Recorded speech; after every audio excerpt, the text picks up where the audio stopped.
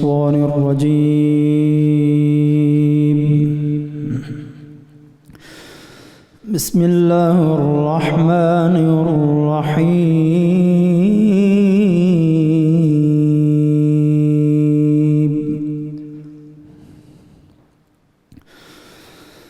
ومن أحسن قولا ممن دعا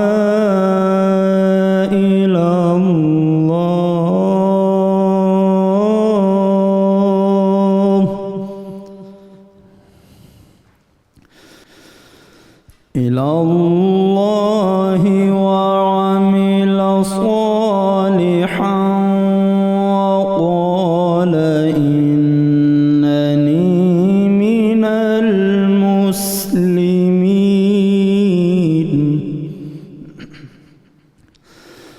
ولا تستوي الحسنة ولا السيئة، ادفع بالتي هي أحسن فإذا الذي بينك وبينه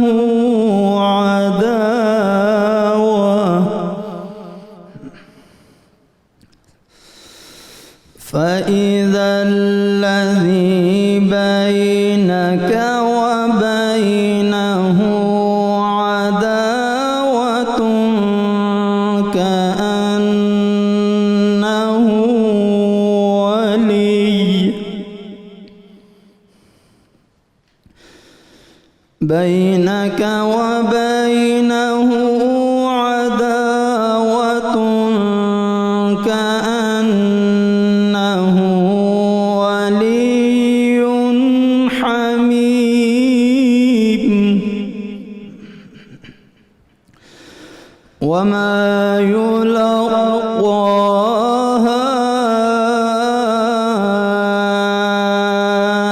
إلا الذين صبروا وما يلقاها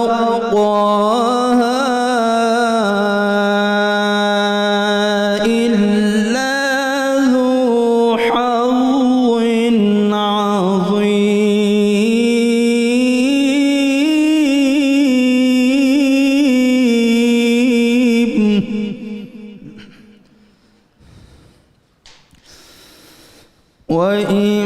وإما ينزغنك من الشيطان نزغ فاستعذ بالله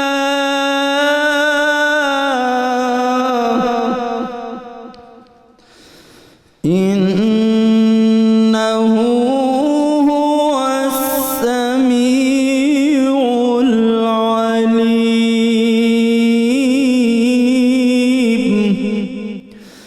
إنه هو السميع العليم.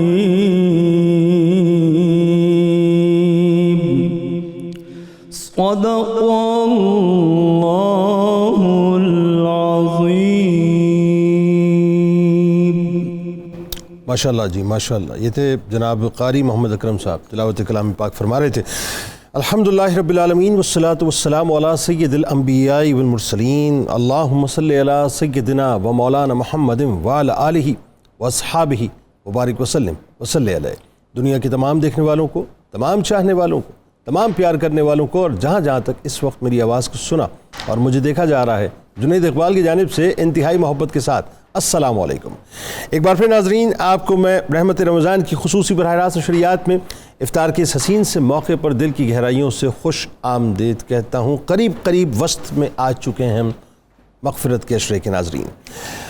فنا ہونے والے مال میں سے ناظرین، فنا ہونے والی دنیا میں خرچ ضرور کریں تاکہ رہ جانے والی آخرت میں ہمارا رہ جانے والا حصہ مکمل طور پہ رہ جائے. بات یہ ہے کہ حضرت ابو ہریرہ رضی اللہ تعالیٰ عنہ سے روایت ہے، نبی کریم صلی اللہ علیہ وآلہ وسلم نے فرمایا کہ سخی اللہ سے قریب ہے، سخی اللہ سے قریب ہے، جنت سے قریب ہے، تمام لوگوں سے قریب ہے، جہنم سے دور ہے، اور کنجوس اللہ سے دور ہے، جنت سے دور ہے، جہنم سے قریب ہے، اور جاہل سخی عابد بخیل سے زیادہ اللہ کو پیارا ہے۔ ایک مرتبہ ہوا یہ ناظرین کہ حضرت یحییٰ علیہ السلام نے ابلیس کو دیکھا تو اس سے پوچھا کہ تیرا سب سے بڑا دشمن کون ہے اور سب سے بڑا دوست کون ہے؟ اب ابلیس کیا جواب دیتا ہے ذرا یہ سنیے۔ ابلیس جواب دیتا ہے کہ زاہد بخیل میرا سب سے بڑا دوست ہے، کیونکہ وہ محنت برداشت کرتا ہے اور بندگی بجا لاتا ہے، لیکن اس کا بخل یعنی اس کی کنجوسی اس کی عبادت کو برباد کر دیتی ہے، تباہ و برباد کر دیتی ہے، اور اس کو کہیں کا بھی نہیں چھوڑتی ہے۔ پھر وہ کہتا ہے کہ فاسق سخی جو ہے میرا سب سے بڑا دشمن ہے، کیونکہ وہ اچھا کھاتا ہے، اچھا پہنتا ہے اور اچھی طرح زندگی بسر کرتا ہے، مگر مجھے یہ ڈر ہے کہ اللہ تبارک و تعالیٰ اس کی سخاوت کے باعث اس پر رحم فرمائے گا اور اس کی توبہ قبول کرے گا، یعنی اسے توبہ کی توفیق بھی دے دے گا اور توبہ قبول بھی کر لے گا۔ حضرت ابو ہریرہ رضی اللہ تعالیٰ عنہ سے روایت ہے کہ نبی کریم صلی اللہ علیہ وآلہ وسلم نے فرمایا کہ بنی اسرائیل میں 3 آدمی، ابھی 3 آدمیوں کا جو قصہ ہے ناظرین، یہ اتنا زبردست قصہ ہے صاحب، اتنا زبردست قصہ ہے کہ اس کو دل کی سماعتوں سے سنیے گا۔ انسان کے پاس جب مال آتا ہے نا تو وہ کہتا ہے کہ یہ مال میرا ہے، یہ مال میرا ہے، مجھے جو کچھ ملا ہے میری صلاحیتوں کی بنیاد پہ ملا ہے۔ اس وقت اصل میں انسان کا ایک ٹیسٹنگ پیریڈ ہوتا ہے، اور قدرت اسے ایک ٹیسٹر لگا کے چیک کرتی ہے کہ اب اس کی جو توجہ ہے وہ کس طرف ہے، ہماری طرف ہے یا اس کے مال کی طرف ہے۔ تو یہ واقعہ وہی ہے ناظرین کہ بنی اسرائیل کے 3 آدمی تھے، اس میں ایک کوڑی تھا یعنی برس والا تھا، دوسرا گنجا تھا، اور تیسرا اندھا تھا۔ اللہ تبارک و تعالیٰ نے ان تینوں کا امتحان لیا، اور امتحان کے لیے ناظرین معاملہ یہ سیٹ کیا کہ ایک فرشتوں کو بھیجا ان تینوں کے پاس۔ چنانچہ ناظرین وہ فرشتہ سب سے پہلے برس والے یعنی کوڑی کے پاس گیا اور اس سے کہا کہ دنیا میں تم کو سب سے زیادہ کون سی چیز پسند ہے؟ تو اس نے کہا بھائی بات یہ ہے کہ مجھے تو اچھا رنگ پسند ہے، اچھی کھال پسند ہے، کیونکہ ظاہر ہے وہ کوڑی تھا، اور میری یہ بیماری چلی جائے مجھے یہ پسند ہے، جس کی وجہ سے لوگ مجھ سے گھن کھاتے ہیں اور مجھ سے دور رہتے ہیں۔ یہ سن کر فرشتے نے اس کے بدن پر ہاتھ پھیرا اور ایک دم اس کا سارا مرض دور ہو گیا، اور اللہ تبارک و تعالیٰ نے اس کو بہترین رنگ عطا کر دیا، خوبصورت کھال عطا کر دی۔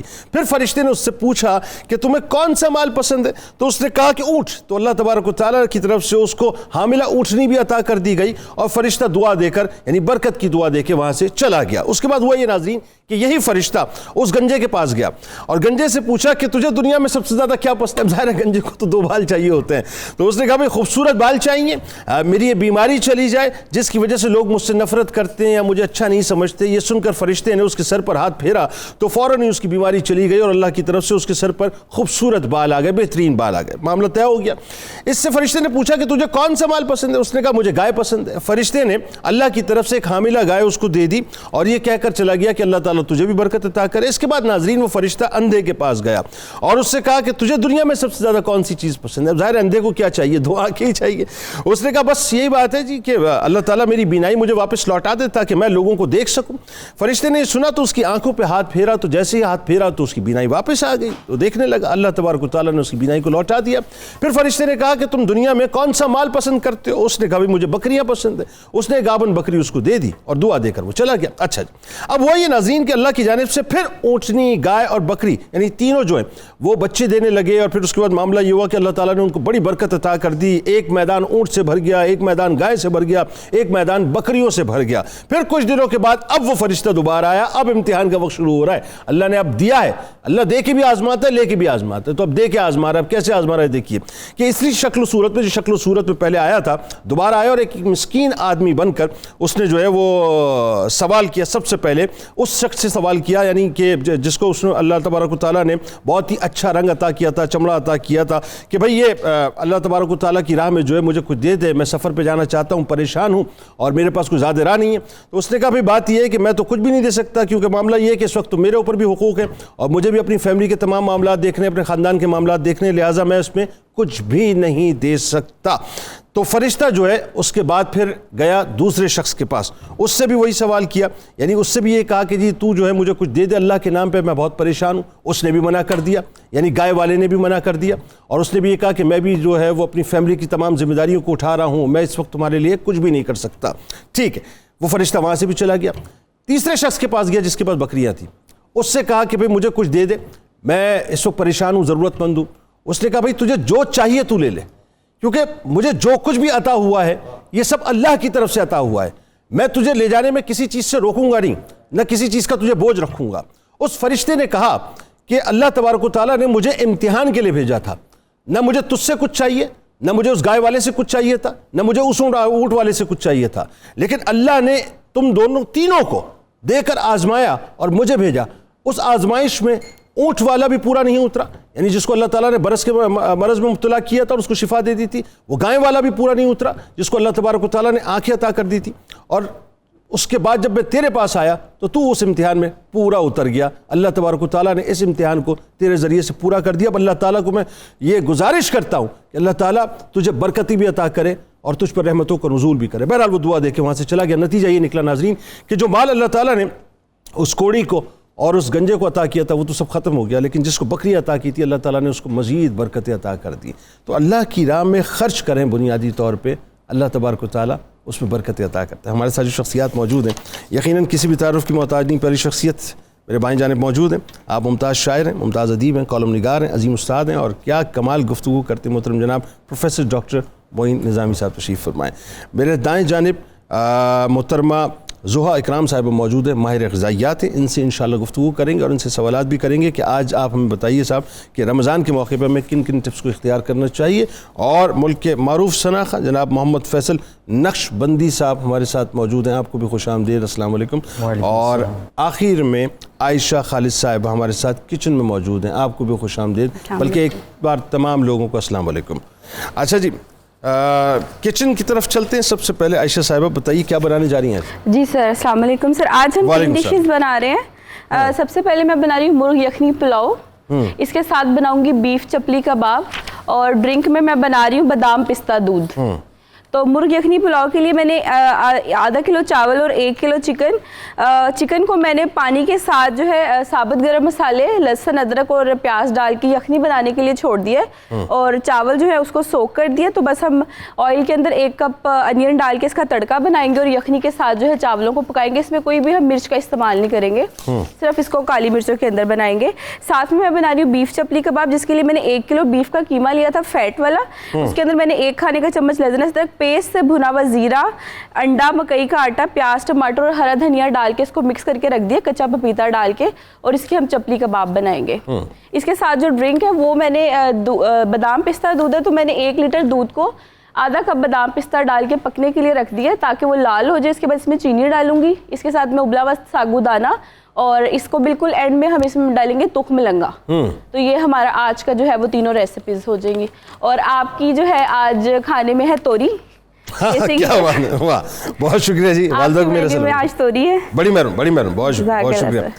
اچھا, اس میں یہ بتائیے جو آپ وہ اپنا مینیو میں آپ نے کھانے میں کیا رکھا تھا, کیا بتایا آپ نے؟ سر ہمارے مرغ یخنی پلاؤ ہے, ساتھ بیف کے چپلی کباب ہے. اس کے کچھ انگریڈینٹس ابھی آپ نے بتائے نہیں اس کے. جی سر, چپلی کباب میں بالکل میں نے بتایا کہ جیسے کہ 1 کلو میں نے قیمہ لیا, اس میں نے 2 عدد انڈے ڈالے, اس کے اندر میں نے لہسن ادرک کا پیسٹ ڈالا 1 چمچ, اور اس کے ساتھ میں نے اس کے اندر پیاز چاپ کر کے 2 ڈالے ہیں. ٹماٹر میں نے کاٹ کے رکھے جو کہ میں اس کے اوپر لگا کے اس کو فرائی کروں گی. اس کے اندر میں نے نمک, بھنا ہوا زیرہ, بھنا ہوا دھنیا, لال مرچ اور نمک کا استعمال کیا, اور ساتھ میں تھوڑا سا کوٹا ہوا گرم مسالہ اس کے اندر ایڈ کیا, اور اس کے اندر ہم نے پپیتے کا تھوڑا سا پیسٹ ایڈ کیا جس سے کہ وہ گوشت کو گلا دے گا. ہم نے اس کو صرف فرائی کرنا ہے پین میں, تو وہ اس کو مدد کرے گا پکنے میں. ٹھیک, بالکل صحیح. تو ناظرین ہمارے ساتھ رہیں, ایک مختصر سا وقفہ ہے, یعنی جا کے لوٹ کے واپس آتے ہیں اور پھر گفتگو کا آغاز بھی کرتے ہیں. آج ذرا سخاوت پہ بات کریں گے صاحب. یہ جو مال اللہ تبارک و تعالیٰ میں عطا کرتا ہے, اس میں ہمارا کتنا تصرف ہے, ہماری کتنی طاقت ہے, ہمیں کرنا کیا چاہیے. یہ جو ہم ایک دم بخل کر لیتے ہیں صاحب کہ اس مال کے اوپر ہم بیٹھ جاتے ہیں جم کے کہ بس ہائے مال ہائے مال ہائے مال, یہ مال ہمیں قبر میں لے جاتا ہے لیکن ہمارے ساتھ نہیں جاتا. ناظرین جا کے لوٹ کے واپس آتے ہیں.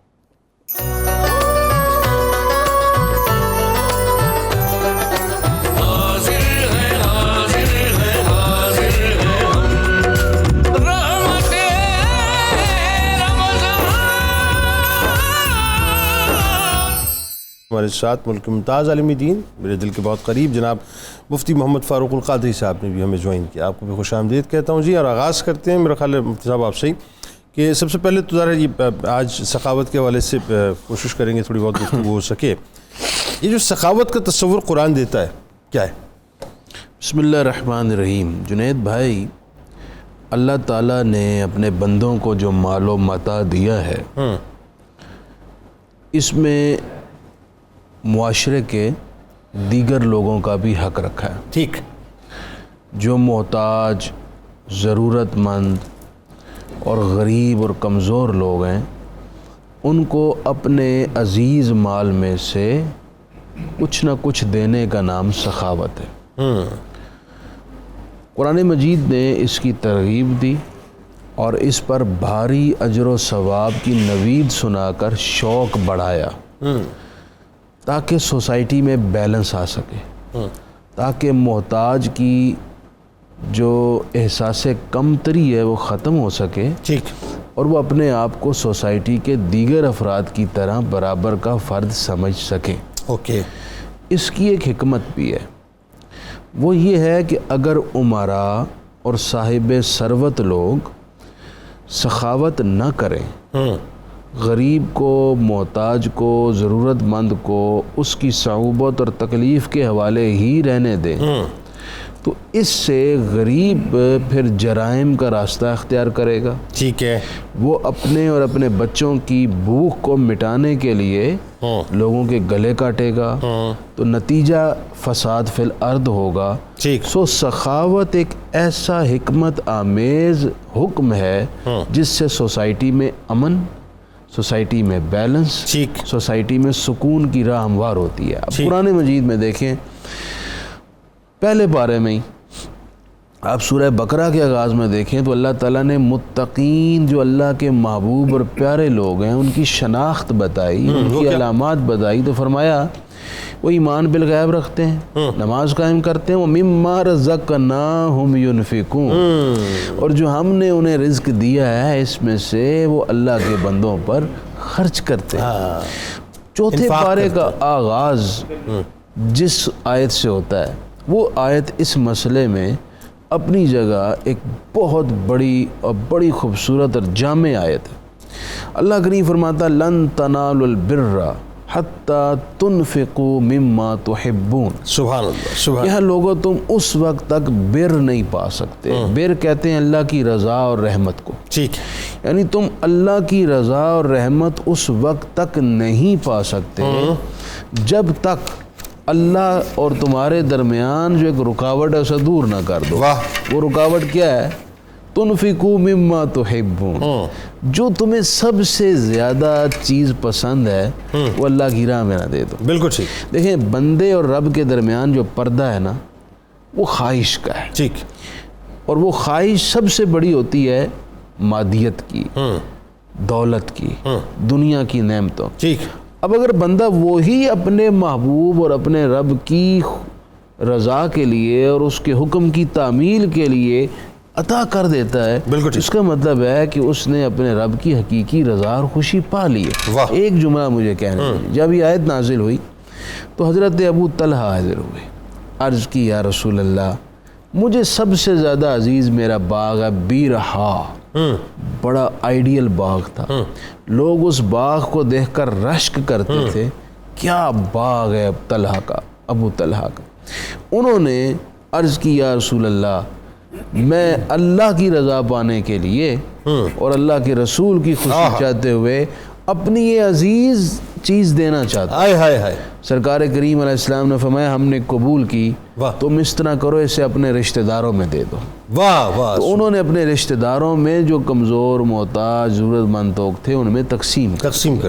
یہ ہے اسلام کا خوبصورت پیغام جس سے امن کی راہ، سلامتی کی راہ، سوسائٹی میں توازن کی راہ ہموار ہوتی ہے. بالکل ٹھیک ہے. ناظرین ابھی ہم نے جوائن کیا ہے، ممتاز استاد ہیں، ممتاز سرجن ہیں، V C King Edward Medical College, Pride of Performance, محترم جناب پروفیسر ڈاکٹر خالد مسعود گندل صاحب نے بھی آپ کو خوش آمدید کہتے ہیں. جی معین نظامی صاحب یہ بتائیے کہ یہ جو تصور ہے ظاہر ہے جس کے بارے میں بھی مفتی صاحب گفتگو کر رہے تھے، اسلام نے بہت واضح طور پر اس کی ایک فیبریکیشن سخاوت کے حوالے سے کہ جس میں انفرادی فائدہ بھی ہے، جس میں اجتماعی فائدہ بھی ہے. انفرادی فائدوں میں تو میرا خیال ہے جو سب سے پہلا فائدہ ہے وہ یہی ہے کہ اللہ تبارک و تعالیٰ اس کی روحانیت کو بڑی تسکین دیتا ہے. بتائیے ذرا. آپ بالکل بجا فرما رہے ہیں. جو مال و دولت ہے یہ ایک عجیب و غریب چیز ہے کہ اس کا نہ ہونا بھی ایک آزمائش ہے اور اس کا ہونا بھی ایک آزمائش ہے. بالکل صحیح. نہ ہونے کے اپنے مصائب اور تکلیفات ہیں، اور ہونے سے جو اللہ اور اس کے رسول کے پسند کے اصول اور ضوابط ہیں اگر ہم وہ آبزرو نہیں کر سکیں گے تو یہ ہمارے گلے کا طوق ہوگا. بالکل ایسے. خدا اور اس کے رسول صلی اللہ علیہ وآلہ وسلم کو یہ پسند ہے اور عزیز ہے، اور ایک معیاری مسلمان کا یہ تصور ہے کہ وہ دنیا کمائے، دنیا کو اپنی سربلندی کے لیے اور اپنے عزیزوں اور محتاجوں کی ضرورت کے لیے استعمال کرے، ٹھیک ہے، دنیا کو دل میں نہ بسائے. جلال الدین رومی نے کہا کہ پانی اگر کشتی کے اندر ہو تو کشتی کو ڈبوئے گا. پانی کا مقام ہے کشتی کے نیچے رہنا. کشتی کے نیچے ہوگا تو وہ کشتی چلے گی. یعنی کشتی سمندر کے اوپر رہے گی تو تیرتی رہے گی، پانی اگر اندر آ گیا تو وہ جو مال و دولت دنیا ہے وہ پانی ہے، اور کشتی ہم اور ہمارا ذہن اور ہمارا ظرف اور ہماری روحانیت ہے. بالکل ٹھیک. جو رسول اللہ صلی اللہ علیہ وسلم نے فرمایا کہ دینے والا ہاتھ جو اوپر ہاتھ ہے وہ افضل ہے. ہمیں فضیلتوں کی طرف رغبت دلاتا ہے اسلام اور تعلیمات نبوی صلی اللہ علیہ وآلہ وسلم. ہم جب اپنی چیز اور اپنی عزیز ترین چیز ایثار کرنے لگتے ہیں، ٹھیک ہے، تو اس سے ہمیں وہ سبق ملتا ہے جو ہمیں درجہ کمال تک زینہ بزینہ لے جاتا ہے، جو ہمیں رنگ رسول کے قریب کرتا ہے. واہ واہ واہ، سبحان اللہ. کیا کیا قرآن کریم میں بھی فرمایا گیا نا جی کہ وَيُؤْثِرُونَ عَلَىٰ أَنفُسِهِمْ، وہ ایثار کر دیتے ہیں، اگر ان کی اپنی ضرورت بھی ہو تو اس سے صرف نظر کر لیتے ہیں مگر دوسرے کو ترجیح دیتے ہیں. تو اس سے جو سب سے بڑا انفرادی فائدہ ہے وہ تو میں یہ سمجھتا ہوں کہ اس سے انسان کی شخصیت میں ایک توازن، ایثار، رقت اور گداز اور خلوص اور ہمدردی پیدا ہوتی ہے. ٹھیک. اور وہ قارون نہیں بنتا. قارونیت بجائے خود ایک مہلک دیمک ہے. بالکل ٹھیک ہے. جو چونکہ اسلام ارتکاز سرمایہ قطعاً پسند نہیں فرماتا. بالکل ٹھیک. سرمایہ کو گردش میں رکھتا ہے. بالکل ٹھیک. اس کی سرکولیشن جاری رہے گی تو اس کے فوائد چلتے رہیں گے. بالکل ٹھیک.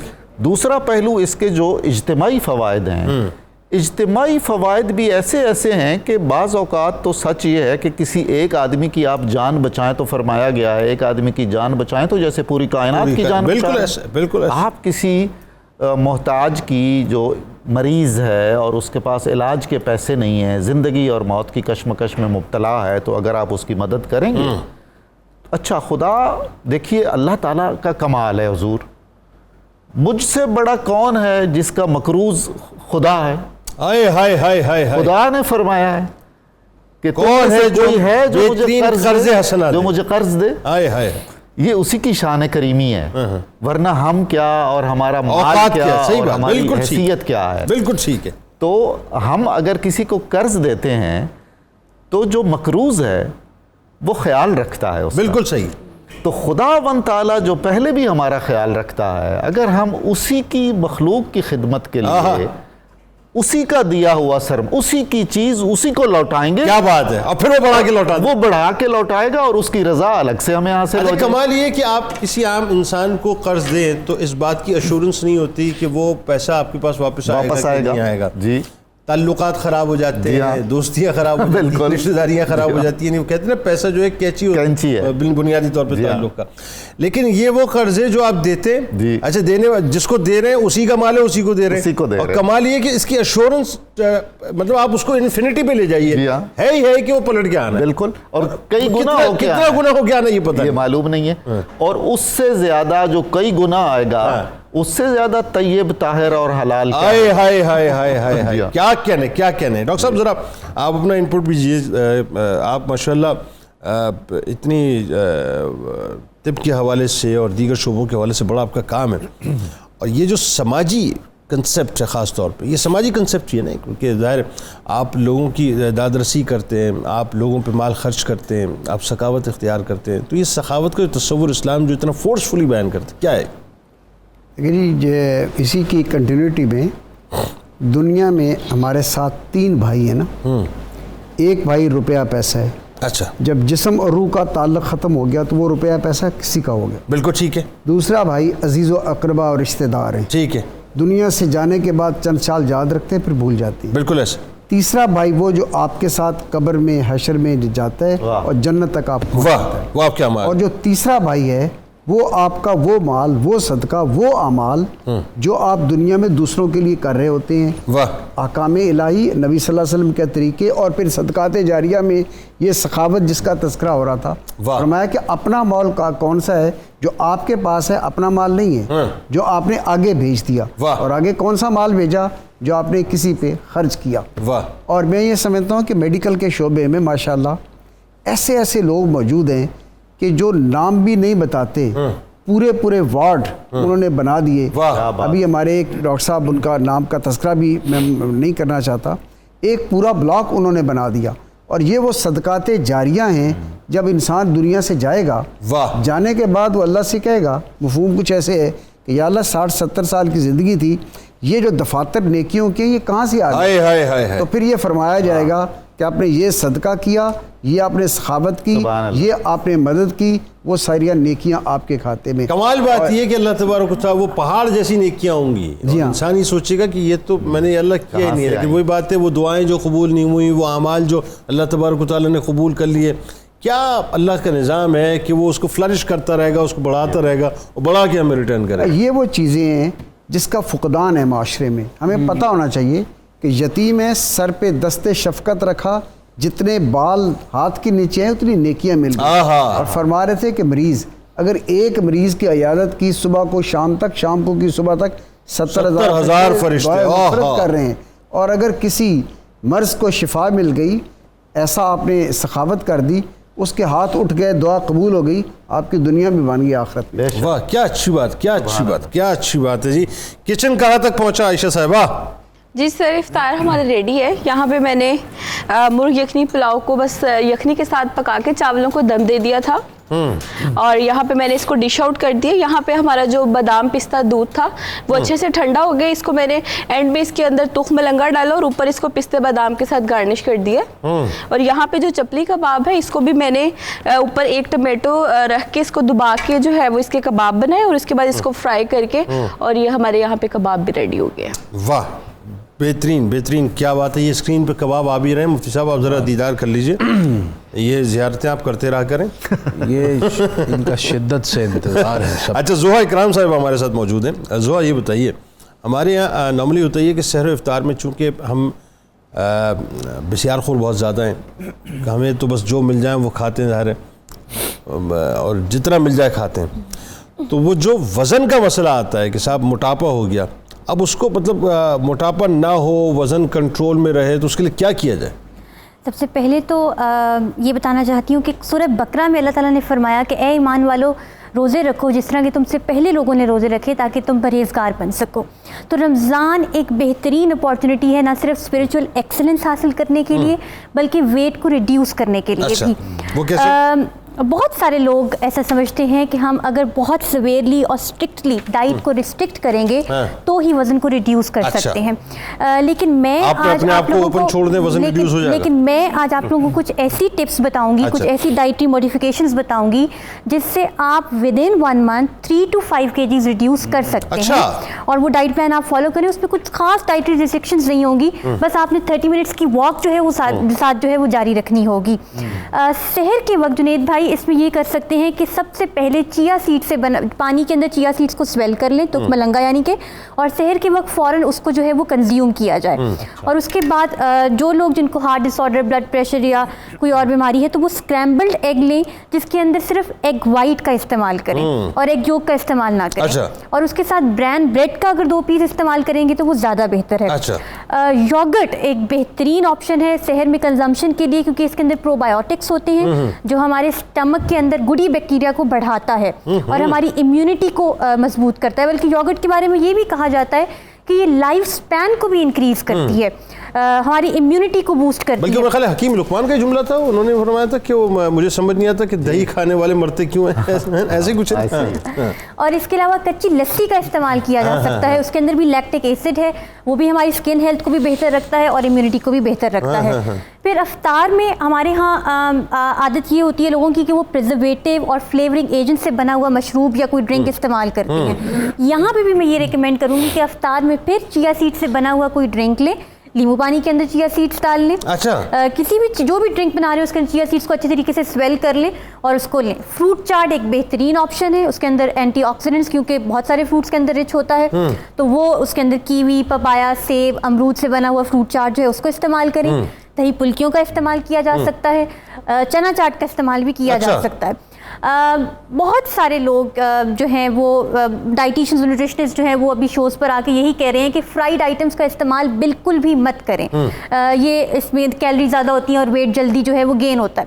لیکن میرے پاس جو کلائنٹس اور پیشنٹس آتے ہیں وہ یہ کہتے ہیں کہ ہم سارا سال فرائیڈ آئٹمس کا استعمال کرتے رہے ہیں, ایک دم سے اس کو روکنا ہمارے لیے بہت مشکل ہے. اور ظاہر سی بات ہے تھوڑا سا یہ اس کو بالکل کنٹرول کر لینا تھوڑا مشکل ہے بھی.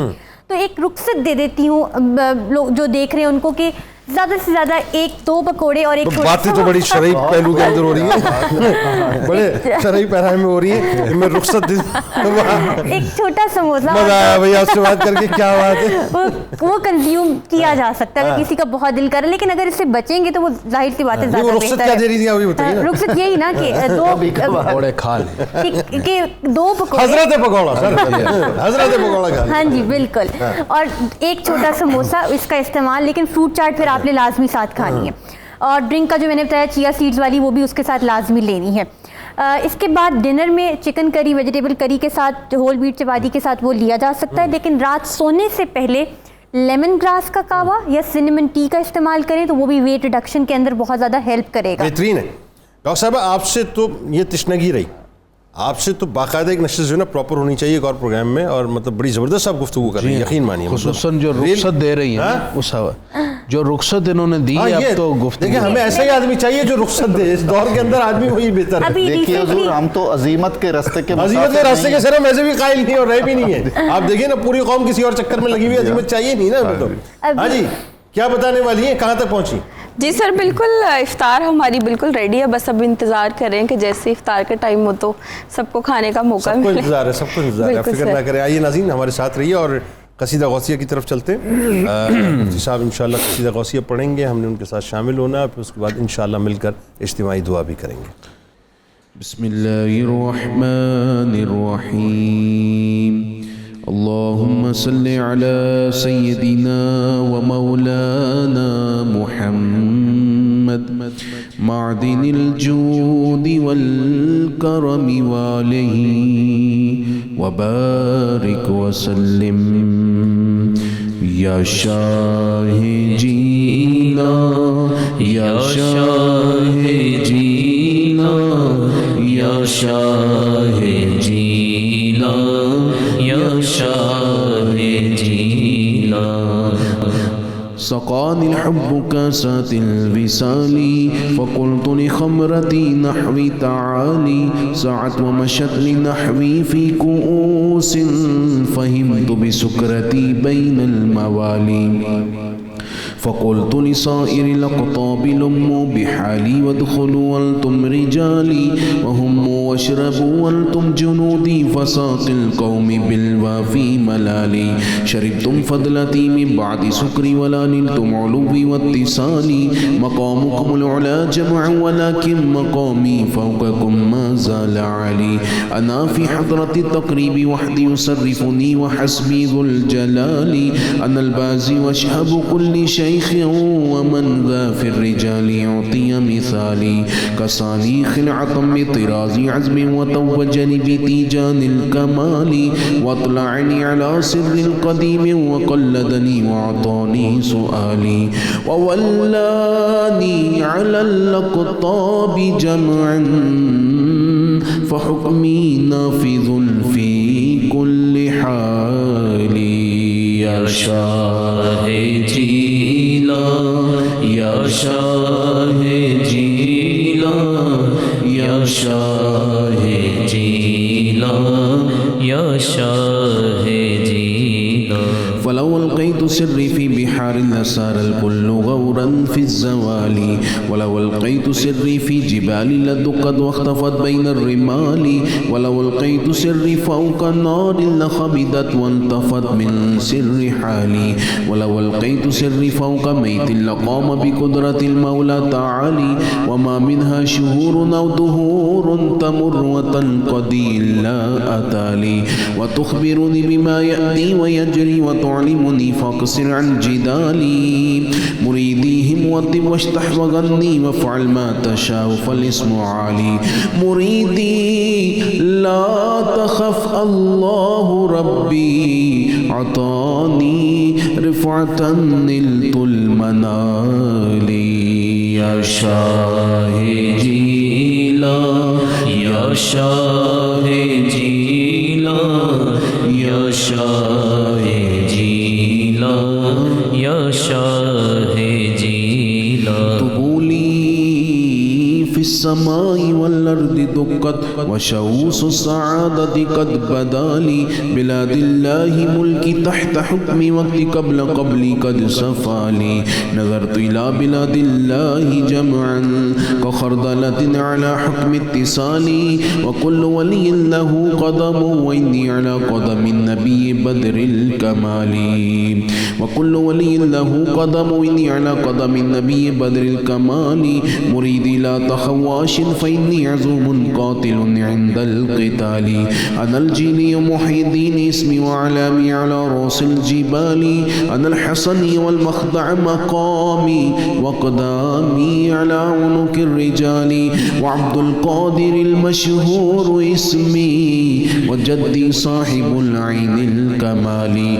تقبل لي ولا تردد سؤالي أغثني سيدي انظر بحالي يا شاه جيلا يا شاه جيلا يا شاه جيلا يا شاه جيلا يا رحمن يا الله يا رحمن يا الله يا رحمن يا الله يا رزاق يا الله يا رزاق يا الله يا رزاق يا الله يا رزاق يا الله يا سلام يا الله يا سلام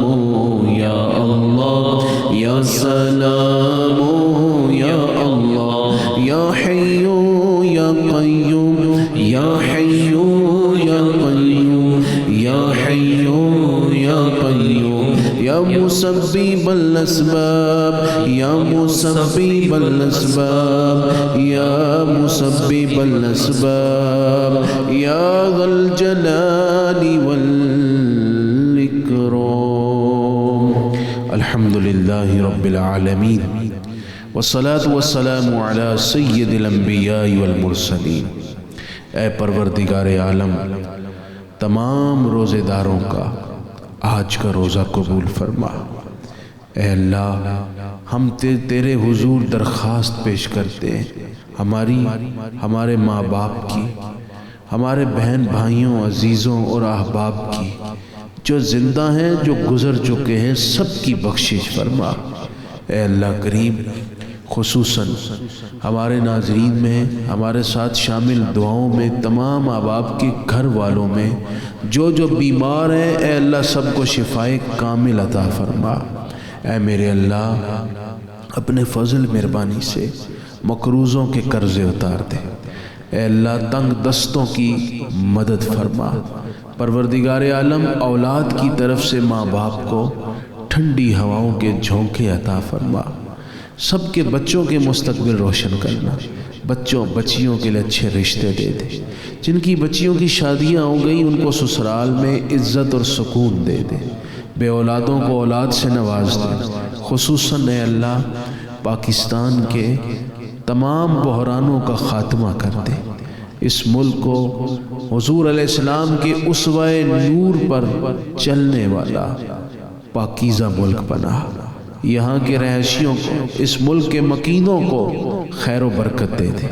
اے اللہ اس ملک کے تمام اداروں میں، چاہے وہ پرائیویٹ ہوں چاہے وہ سرکاری ہوں، ہر ادارے میں پوری ایمانداری سے کام کرنے کی توفیق دے دے۔ اے اللہ پاک ہمارے ملک کی عزت وقار میں اضافہ فرما، ہماری معیشت کو مستحکم کر دے۔ اے اللہ کریم دنیا بھر میں جہاں کہیں پاکستانی ہیں یا مسلمان ہیں، اے اللہ تمام مسلمانوں کو اور تمام پاکستانیوں کو خیر و عافیت دے اور دنیا و آخرت میں کامیابی نصیب فرما۔ وصلی اللہ تعالی علی حبیبہ سیدنا و مولانا محمد وعلی آلہ واصحابہ اجمعین برحمتک یا ارحم الراحمین۔ آمین آمین۔ ناظرین آپ بھی افطار کیجئے، ہم بھی افطار کرتے ہیں، لوٹ کے انشاءاللہ آتے ہیں، پھر گفتگو کا آغاز ہے۔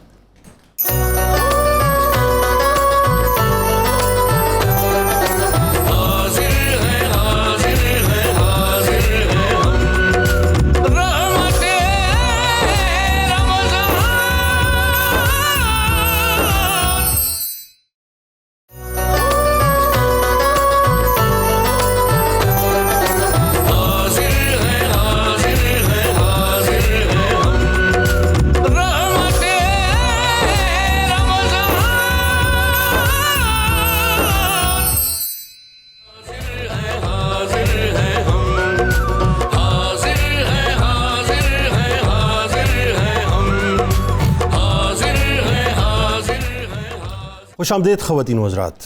ناظرین کرام، میں جس اہم ترین موضوع کی جانب ایک بار پھر آج آپ کو لے کے جانا چاہتا ہوں، اور کل بھی اس پہ ہم نے بہت کھل کے گفتگو کی تھی، وہ میرے اور آپ کے ناظرین بلکہ ہم سب مسلمانوں کے، دنیا کے 2.25 ارب مسلمانوں کے ایمان کا مسئلہ ہے۔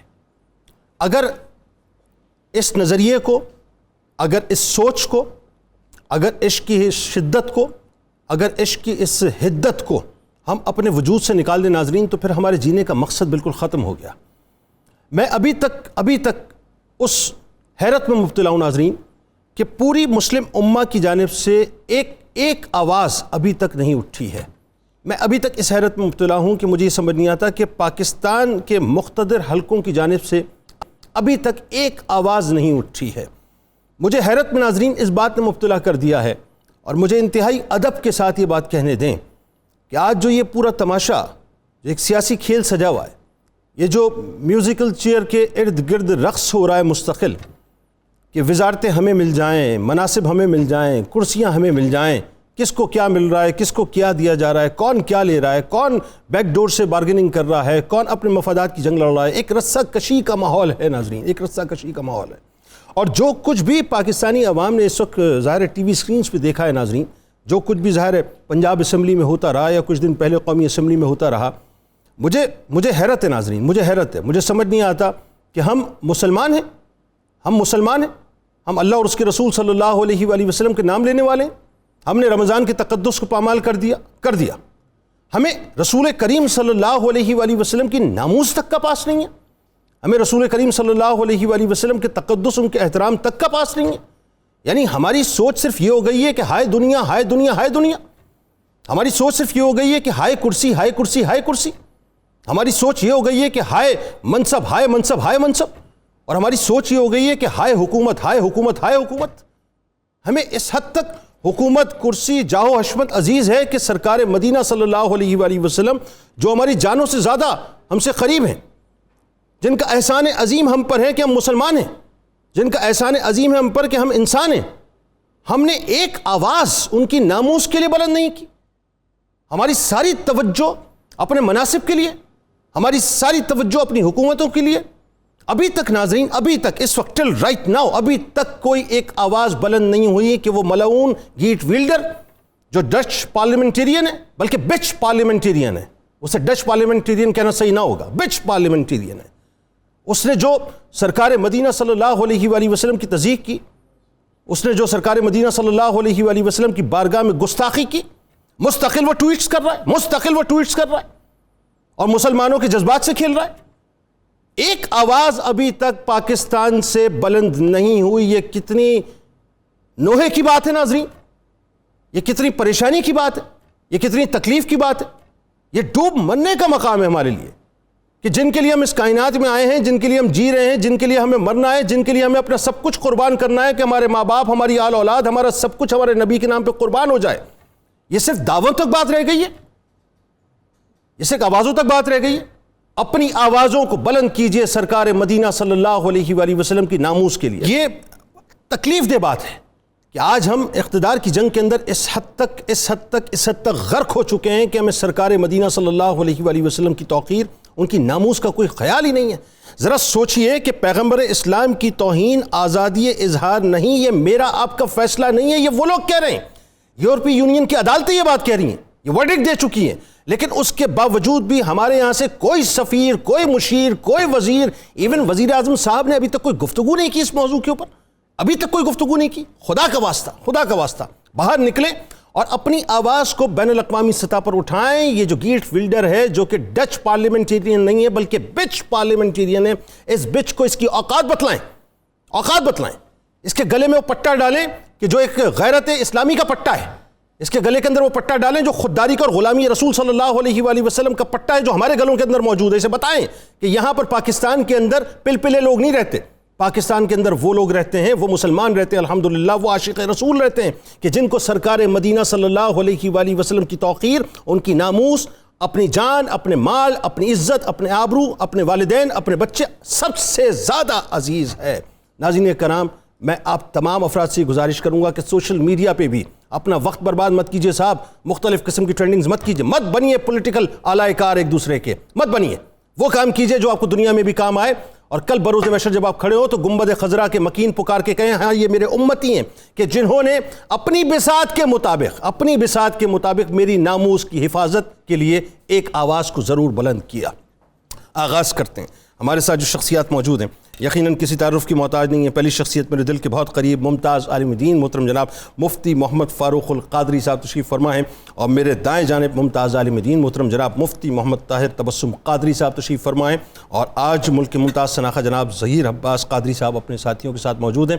میرے نبی سے میرا رشتہ کل بھی تھا اور آج بھی آپ نے سنانا ہے جی انشاءاللہ۔ سب آغاز کرتے ہیں۔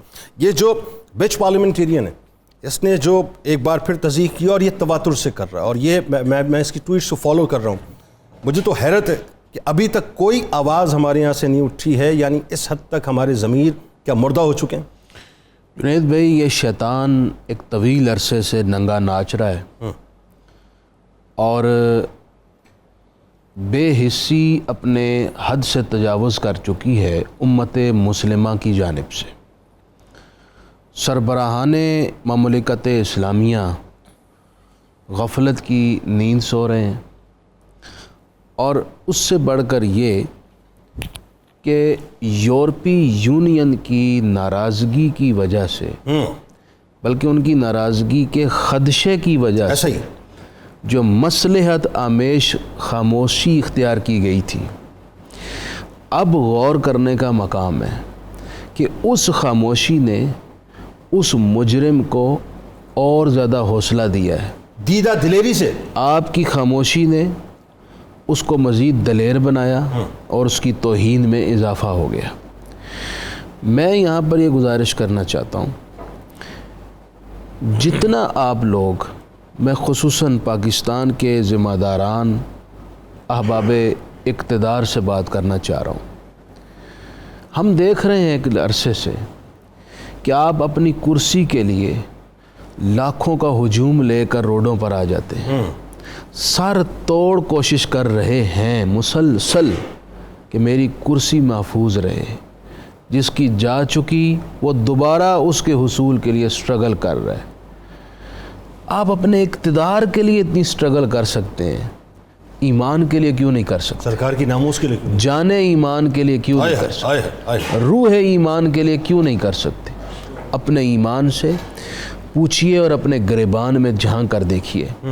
یہ موقع ہے، اس موقع پر خصوصاً وزیر اعظم پاکستان کو چاہیے وہ فرنٹ فٹ پر آ کر ایک منہ توڑ جواب دیں، OIC سے بات کریں، اور تمام ممالک اسلامیہ کے وزرائے خارجہ کو خطوط روانہ کیے جائیں انہیں ایک پیغام دیا جائے کہ تمام ممالک اسلامیہ کے سربراہان بیک زبان ہو کر یہ مطالبہ کریں اور گیرٹ ولڈر کو ایک قرار واقعی بدترین سزا دی جائے تاکہ پوری دنیا میں کوئی اس طرح کی جسارت نہ کر سکے۔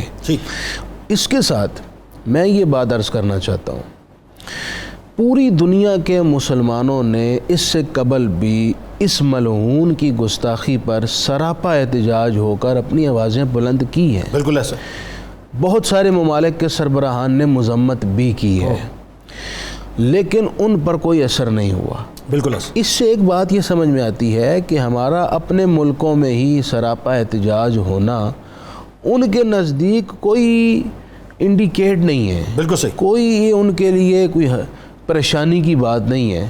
اس سے آگے بڑھ کر سوچنا ہوگا۔ بات یہی ہے، محض اپنے پارلیمنٹ میں ہی مذمت کے چند جملے کہہ دینا اور اپنی عوام کو خوش کرنے کے لیے، ان کو راضی کرنے کے لیے کہ ہم نے بھی حصہ ڈال دیا ہے، یہ کافی نہیں ہے، بلکہ آپ ایمانی جذبات کے ساتھ بالکل صحیح یورپی یونین سے بات کرنی ہوگی۔ اور جو میں بات کرنا چاہتا ہوں وہ یہ ہے، اگر اسلامی ممالک اتفاق کریں، صرف تجارتی بائیکاٹ ہی کر لیں، واہ، مالی مفادات کا پر کمپرومائز کر لیں، کوئی بات نہیں، رسول اللہ صلی اللہ علیہ وسلم کی حرمت کے لیے اپنا نقصان اٹھا لیجئے، اللہ کبھی آپ کی پیٹھ نہیں لگنے دے گا۔ سوال ہی نہیں ہے، یہی تو ایمان کی کمی ہے۔ مفتی صاحب کیا فرمائیں گے؟ بسم اللہ الرحمن الرحیم۔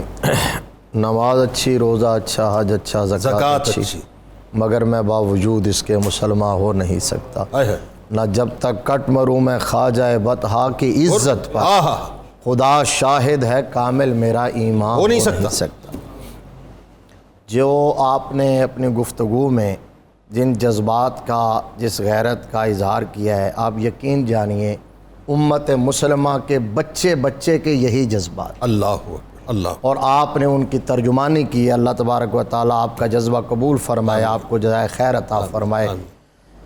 دیکھیے امت مسلمہ کے جذبات یہی ہیں، لیکن بدقسمتی یہاں سے شروع ہوتی ہے جب ان جذبات کی آگے ترجمانی نہیں کی جاتی۔ بالکل صحیح، جو امت کی لیڈرشپ ہے، جو ہماری قومی لیڈرشپ یا جو امہ کی لیڈرشپ ہے، وہ ان جذبات کو غیر مسلم اقوام تک، دیگر اقوام تک جو بھی ان کے پاس فورمز ہیں، ان پر اس قوت کے ساتھ اٹھاتے نہیں اور پہنچاتے نہیں۔ ایسے ہی، اور پھر جب ہمارے جذبات کی ترجمانی نہیں کی جاتی، اگر امہ کی جو لیڈرشپ ہے، امت کی کشتی کے جو ناخدا ہیں، اگر وہ ہمارے جذبات کی عکاسی کریں اور ترجمانی کریں اور ان کے سامنے اپنا موقف رکھیں جو امت کا موقف ہے، تو شاید کسی کو پرائیویٹ سطح پر احتجاج کی ضرورت ہی پیش نہ آئے۔ بالکل ایسا، لیکن احتجاج اس لیے کرتے ہیں کہ جب ان کے جذبات کی عکاسی اور ترجمانی نہیں کی جاتی تو ظاہر بات ہے جو مسلمان ہیں وہ ہاتھ پہ ہاتھ دھرے بیٹھے تو نہیں رہیں گے نا، انہوں نے کہیں نہ کہیں اپنے جذبات کا اظہار کرنا اور اپنے آقا سے اپنی وفا کا ثبوت تو دینا ہے۔ درست، کیونکہ بینگ اے مسلم وہ جانتے ہیں کہ ہمارا ایمان کامل ہو ہی نہیں سکتا جب تک کہ کائنات کی ہر چیز سے بڑھ کر ہمیں اللہ کے پیارے محبوب صلی اللہ علیہ وسلم سے محبت اور عشق نہ ہو۔ بالکل ایسا۔ اور پھر ایک اور بات ذہن نشین رکھیے کہ سارے حملے بھی وہ کرتے ہیں، یعنی مغرب سے حملے ہوتے ہیں، ویسٹ سے حملے ہوتے ہیں، ہمارے آقا کریم صلی اللہ علیہ وسلم کی ناموس پر، دین اسلام پر، قرآن کی بے حرمتی ہوتی ہے۔ بالکل صحیح۔ اچھا پھر بھی فنڈامنٹلسٹ ہمیں کہتے ہیں، بالکل صحیح، پھر بھی دقیانوس اور بنیاد پرست ہمیں کہتے ہیں، بیکورڈ اور جاہل اور گنوار معاذ اللہ وہ ہمیں کہتے ہیں۔ میں نے کہا بھائی جن لوگوں کو تم بیکورڈ کہتے ہو، فنڈامنٹلسٹ کہتے ہو، جاہل گنوار کہتے ہو، ذرا کوئی ایک مثال تو لا کے دکھاؤ پوری تاریخ کے اندر کہ امت مسلمہ کے کسی فرد نے کسی بھی نبی کی کبھی توہین کی ہو یا کسی کتاب مقدس کی انسلٹ کی ہو۔ نہ، ہمارا ایمان عقیدہ تو یہ ہے کہ جس طرح ہم اپنے کریم آقا صلی اللہ علیہ وسلم کی دل و جان سے عزت کرتے ہیں، ہم تمام انبیاء و رسول کا اسی طرح احترام کرتے ہیں۔ ایسا ہی اور تمام آسمانی کتابوں کا اسی طرح احترام کرتے ہیں.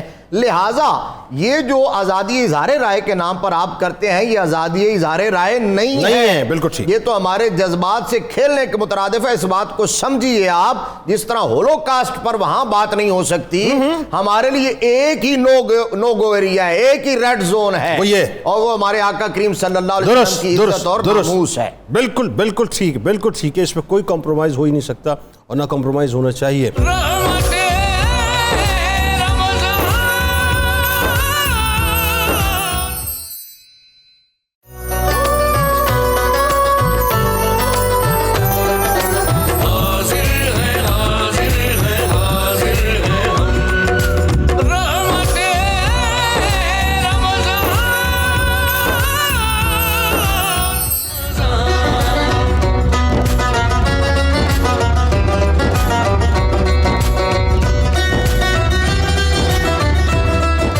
ایک بار پھر ناظرین میں آپ کو خوش آمدید کہتا ہوں. اور آج چونکہ ہم افطار سے پہلے ہم نے ابتدائی گفتگو کی تھی سخاوت کے حوالے سے, ناظرین بہت ضروری ہے اس بات کو سمجھنا کہ جو مال اللہ تعالیٰ نے دیا ہے ہمیں کس حد تک اللہ کی بارگاہ میں اس کو خرچ کرنا چاہیے, اور پھر وہی بات ہے کہ خرچ کرنے کی جو صحیح راستے ہیں وہ کیا ہیں, اور وہ راستہ کہ جس کو ہم اختیار کر لیں اور وہ فضول خرچی کے زمرے میں آ جائے. وہ دونوں باتیں انشاءاللہ آج آپ کو بتلانی ہے ہم نے. مفتی صاحب ذرا آغاز کیجیے اس سلسلے کو, وہیں سے جوڑتے ہیں جہاں ہم نے روکا تھا. ایک تو یہ کہ سخی اللہ کا اتنا پسندیدہ کیوں ہے, دوسرا سخاوت پر اسلام نے اتنا زیادہ زور کیوں دیا ہے. جی بسم اللہ الرحمن الرحیم. جنید بھائی, سخاوت اسلام میں پسندیدہ ترین عمل ہے. اس پر اسلام نے زور اس لیے دیا ہے کہ غربا, مساکین, محتاج اور کمزور لوگ سوسائٹی میں ایک خوشحال اور باوقار زندگی گزار سکیں. اگر سخاوت نہ ہو تو بخل جنم لے گا. بخل میں ایک انسان اپنی ذات کے حدود سے باہر نہیں نکلتا, جس سے غریب اور کمزور نظر انداز ہوتے ہیں. جب غریب نظر انداز ہوتا ہے تو وہ اپنی بھوک اور افلاس کو مٹانے کے لیے کرائمز کی راہ اختیار کرتا ہے, جس سے سوسائٹی میں بے راہ روی, فساد, درست, اور عدم توازن پیدا ہوتا ہے. درست. اسلام نے اس لیے اس پر زور دیا ہے صحیح کہ نہ صرف غریبوں کی مدد ہو بلکہ سوسائٹی میں توازن برقرار رہے, پیدا ہو, سکون رہے اور امن قائم رہے. ٹھیک ہے. میں یہاں پر ایک چیز کی وضاحت کرنا سمجھتا ہوں, اور یہ بہت اہم ہے ہم سب کے لیے. کچھ لوگ ایسے ہیں جنہیں اللہ نے مال و دولت دیا, ٹھیک ہے, ان پر فرض ہے وہ مال کی راہ سے سخاوت کریں. درست. لیکن سخاوت صرف مال تک محدود نہیں ہے. ٹھیک ہے, بالکل. اللہ نے اگر آپ کو علم کی دولت سے نوازا ہے تو کسی کو علم پہنچانا بھی سخاوت. کیا اچھی بات. آپ استاذ ہیں تو آپ یہ سمجھ کر کہ یہ میرا شاگرد کہیں مجھ سے آگے نہ بڑھ جائے علم چھپائیں, یہ آپ کے لیے جائز نہیں ہے. یوں ہی اگر آپ ایک ہنر مند ہیں تو اپنے ہنر سے کسی اور کو آشنا کرنا یہ بھی سخاوت ہے. واہ. میں اس کو خلاصتاً یوں کہہ سکتا ہوں کہ اللہ نے آپ کو جس بھی وصف کمال سے نوازا ہے آپ اس کو دوسرے تک شیئر کریں. درست. دوسرے کو اس سے آشنا کریں. درست. یہ بھی سخاوت ہے. واہ. اور ہمارے نبی صلی اللہ علیہ وسلم نے ہر طرح کی سخاوت فرمائی. واہ. مال کی سخاوت بھی فرمائی, علم کی سخاوت بھی. سبحان اللہ. سبحان. کیا پھر یہیں تک محدود نہیں رکھا بلکہ آپ صلی اللہ علیہ وسلم نے شفقتوں میں بھی سخاوت فرمائی, رحم میں بھی سخاوت فرمائی, اخلاق میں بھی سخاوت. کیا کہنے. بلکہ کوئی شے ایسی ہے ہی نہیں جو در مصطفیٰ سے انسانیت کو ملی نہ ہو. بلکہ ان کے غلاموں کو دیکھ لیجئے, صحابہ کرام رضوان اللہ تعالیٰ علیہ مجمعین, تمام اوصاف کا مرکب اور مرصد نظر آتا ہے. اچھا دیکھیے, آپ صلی اللہ علیہ وسلم نے سخاوت پر اپنی ذات کو پریکٹیکلی دکھایا. بالکل صحیح. حدیث پاک میں ہے کہ رسول اللہ صلی اللہ علیہ وسلم کی زبان مبارک پر کبھی لفظ لا یعنی نہیں آیا ہی نہیں, ماں سوائے تشہد کے, جس میں اشہد ان لا الہ الا اللہ, وہ ضروری تھا, وہ باطل معبود کی نفی کے لیے. اس کے علاوہ آپ سے جب بھی کوئی سوال کیا جاتا آپ اس کو عطا فرماتے. واہ کیا جود و کرم ہے شہ بتہا تیرا, نہیں سنتا ہی نہیں مانگنے والا تیرا. حضور عالم صلی اللہ علیہ وسلم کی بارگاہ میں ایک سائل حاضر ہوا، حضور مجھے کچھ کچھ عنایت فرمائے. آپ نے فرمایا یہ بکریاں دیکھ رہے ہو؟ اس وقت پہاڑوں کے دامن میں بکریاں ہی بکریاں پھیلی ہوئی تھیں. وہ سب حضور علیہ السلام کی بکریاں چل رہی. اللہ اکبر. آپ نے فرمایا جاؤ یہ ساری لے جاؤ، ساری لے جاؤ. اچھا وہ حضور کی سخاوت سے اتنا متاثر ہوا، جا کر اپنے قبیلے میں بآواز بلند کہنے لگا لوگوں آ جاؤ آ جاؤ مسلمان ہو جاؤ. محمد صلی اللہ علیہ وسلم اتنے سخی ہیں کہ وہ پہاڑوں کے دامن میں بھری ہوئی بکریوں کو بھی عطا فرما دیتے ہیں، آؤ انہی کا دین اختیار کر. بالکل ٹھیک. تو حضور کی سخا نے بھی لوگوں کو اسلام کی جانب مائل. بلکہ مجھے بس ایک جملہ کہنے دیں، سخاوت کیا ہے؟ اسلام کا ایک مثبت اور خوبصورت چہرہ ہے جس کی وجہ سے لوگ قریب آتے ہیں. بالکل ٹھیک ہے. اچھا اس کے اگر آپ میں بالکل پیرلل بات کروں تو سامنے ایک چیز اور کھڑی ہے، ایک اور فورس ہے جسے ہم بخل کہتے ہیں. اس پہ میں آپ سے انشاءاللہ بھی گفتگو کروں گا. لیکن یہ بتائیے کہ اب میں مال اللہ کی راہ میں خرچ کر رہا ہوں، کتنا خرچ کرنا ہے اس کی کوئی ظاہر لمٹ ہی نہیں.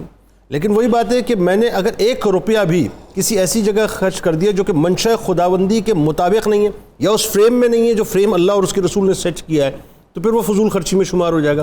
اب مجھے کیسے پتہ چلے کہ اسلام نے جو فضول خرچی کی اتنی ممانعت کی ہے وہ کیوں کی ہے اور کن کن صورتوں میں کی ہے؟ یہ ذرا بتائیے. یہ جو آپ نے پہلی بات کی ہے نا، پہلے تو اس کو سمجھ لیجئے. ہاں بتائیے. کہ ایک بزرگ نے کہا تھا کسی کے سامنے کہ لا خیر فی الاسراف، اسراف میں خیر نہیں ہے. تو جو سامنے بیٹھا تھا وہ اس سے بھی کامل تھا، اس نے کہا لا اسراف فی الخیر. اس نے کہا کہ خیر کے کام میں جتنا بھی خرچ کرتے جاؤ وہ اسراف ہے. کیا اچھی بات. خیر کے کام میں راہ خدا میں اپنی جان بھی دے دو تو وہ بھی اسراف نہیں. وہ خیر ہی خیر، وہ خیر ہی خیر ہے. اور آپ نے دیکھا ہے کہ لوگ تو اپنی جانیں دے کے بھی کہتے تھے کروں تیرے نام پہ جہاں فدا، نہ بس ایک جہاں دو جہاں فدا، دو جہاں سے بھی نہیں جی برا، کروں کیا کروڑوں جہاں نہیں. یہ تو ہے خیر کے کام. خیر کے کام میں نبی رحمت صلی اللہ تعالیٰ علیہ وآلہ وسلم نے فرمایا، متفق علیہ حدیث بخاری اور مسلم کی، کہ لا حسد الا فی اثنین، رجل آتاہ اللہ مالا فسلطہ علی ہلاکتہ فی الحق، ورجل آتاہ اللہ الحکمہ فہو یقضی بہا ویعلمہا کما قال علیہ السلام. وہ جو مفتی صاحب ابھی بات کر رہے تھے، سخاوت ہر وصف کمال میں ہوتی ہے. نبی رحمت نے حصر کر کے فرمایا کہ قابل رشک میری نگاہوں میں صرف 2 شخص ہیں پوری کائنات میں. فرمایا ایک وہ ہے جس کو اللہ مال دے لیکن انکنڈیشنل نہیں، کنڈیشنل. فرمایا مال ایسا دے کہ اس مال کے ساتھ اپنی راہ میں خرچ کرنے کی توفیق بھی عطا فرما دے. اور دوسرا جس کو اللہ علم کی دولت دے اور پھر زندگی کے آخری سانس تک وہ اس کو پھیلاتا رہے. یعنی یہ وہ بات آ گئی وہ جو سرکار علیہ السلام نے فرمایا نا کہ 2 درہم 100 درہم سے آگے نکل گئے، جس کا مفہوم یہ ہے. تو صحابہ نے یا رسول اللہ 2 درہم 100 درہم سے فرمایا جس کے پاس 2 تھے اس نے 2 میں سے 1 دے دیا، اور جس کے پاس 100 تھے اس نے 100 میں سے 1 دیا، تو جس کے پاس 2 تھے اس نے 1 دیا، وہ آگے نکل گیا. یہی بات یہاں آقا علیہ الصلوۃ والسلام نے یہی فرمایا. اب دیکھیے یہ جو فضول خرچی ہے نا، دیکھیے جنید صاحب کے اسلام کا ایک ترہ امتیاز، ایک اسلام کا امتیازی وصف، اسپیشیالٹی اسلام، دین اسلام کی یہ ہے کہ اسلام ہر معاملے کے اندر اعتدال کی تلقین فرماتا ہے. درست ہو گیا، صحیح، میانہ روی کی. لہذا آپ اس میانہ روی کو چھوڑ دیں گے تو وہ یا اسراف میں آئے گا یا تبذیر میں آئے گا. اچھا مجھے ایک بات بتائیں، مجھے قطع کلام کی معذرت، مجھے یہ بتائیے، میں ایک عام مسلمان ہوں، میں یہ سمجھنا چاہتا ہوں، مجھ جیسے کئی مسلمان اس وقت گھر میں بیٹھ کے سمجھنا چاہتے ہیں کہ صاحب میں جو خرچہ کرتا ہوں، مثال کے طور پہ میری ضرورت موبائل فون ہے. اب ایک شخص ہے وہ کہتا ہے نہیں میں نے تو 2 لاکھ روپے کا موبائل فون لینا ہے، اور یہ کام اینڈرائڈ فون کا اگر اس کو مثال کے طور پہ اس کے اپنے ہارڈ ڈرائیو وغیرہ دیگر مطلب جی بیز وغیرہ دیکھ کے اگر 30-40 ہزار روپے مل جاتا ہے وہ بھی وہ لے سکتا ہے. تو کیا میرا 2 لاکھ کا موبائل لینا اسراف ہوگا؟ میں یہ اس طرح کی چھوٹی چھوٹی باتیں. جی بالکل یہ بات سمجھنے کی ہے اور اس کو اچھی طرح ذہن نشین کر لیجئے. ایک تو یہ اس فضول خرچی کا اسراف اور تبذیر کا تعلق راہ خدا میں خرچ کرنے سے نہیں ہے، وہ بات میں نے پہلے کلیئر کر دی.